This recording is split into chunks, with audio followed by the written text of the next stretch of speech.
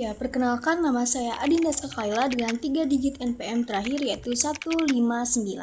Di sini saya akan membuat video untuk memenuhi salah satu ujian akhir semester pada mata kuliah Pemikiran Politik Islam.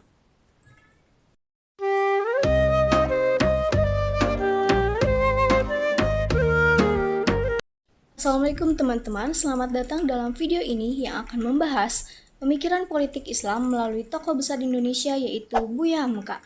Dalam konteks mata kuliah pemikiran politik Islam, kita akan menjelajahi pandangan dan kontribusi beliau terhadap Islam dan politik di Indonesia.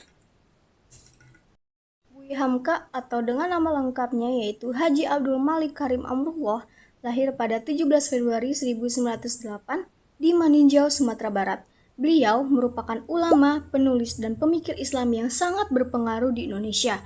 Sejak muda, ia aktif dalam dunia pendidikan dan dakwah, mendirikan majalah Panji Masyarakat, dan menjadi tokoh Muhammadiyah. Beliau wafat pada 24 Juli 1981, namun warisannya terus hidup melalui karya-karyanya seperti Sejarah Umat Islam dan Tafsir Al-Azhar. Beliau dikenal sebagai pemikir politik Islam yang menggabungkan nilai-nilai Islam dengan konteks nasional Indonesia. Pemikirannya juga menekankan pentingnya Islam dalam kehidupan berbangsa dan bernegara tanpa mengabaikan pluralitas masyarakat.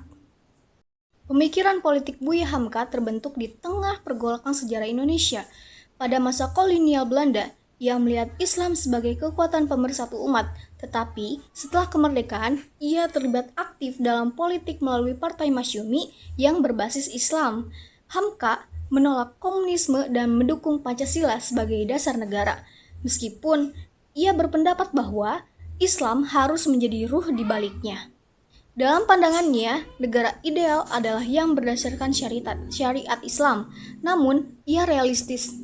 Ia menganjurkan demokrasi yang sesuai dengan nilai-nilai Islam, seperti musyawarah dan keadilan. Hamka juga menekankan nasionalisme Islam, di mana cinta tanah air tidak bertentangan dengan iman. Salah satu kutipan terkenalnya yaitu, Islam adalah agama yang sempurna dan negara yang baik adalah yang menjalankan ajaran Islam. Kontribusi Buya Hamka dalam pemikiran politik Islam meliputi beberapa aspek utama, yaitu yang pertama ada Islam dan negara.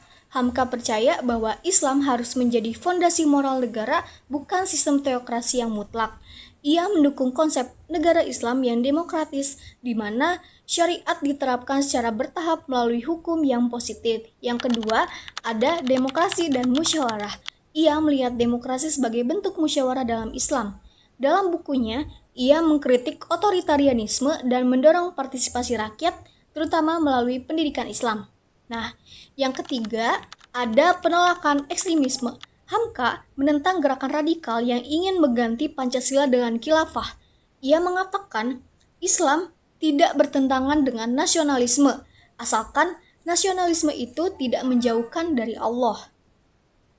Nah, yang terakhir ada peran wanita dan pendidikan. Ia mendorong emansipasi wanita dalam Islam dan pendidikan sebagai alat perubahan sosial politik. Melalui Muhammadiyah, ia memajukan sekolah-sekolah Islam. Selain itu, contoh nyatanya dapat terlihat pada saat Orde Lama. Hamka pernah dipenjara karena kritiknya terhadap pemerintahan Soekarno. Namun, ia tetap konsisten dengan prinsipnya yang menunjukkan integritas pemikir politik Islam.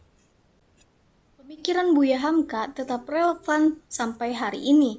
Di era globalisasi, ia mengingatkan kita bahwa Islam bisa menjadi solusi untuk masalah politik seperti korupsi dan ketidakadilan melalui pendekatan moderat dan inklusif.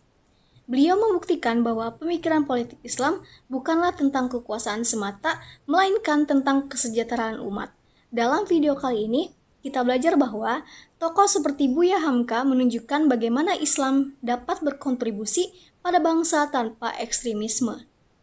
Mungkin cukup sekian yang bisa saya sampaikan. Terima kasih telah menonton dan saya meminta maaf apabila terdapat kekeliruan atau kesalahan dalam penjelasan saya. Wabillahi taufiq wal hidayah. Wassalamualaikum warahmatullahi wabarakatuh.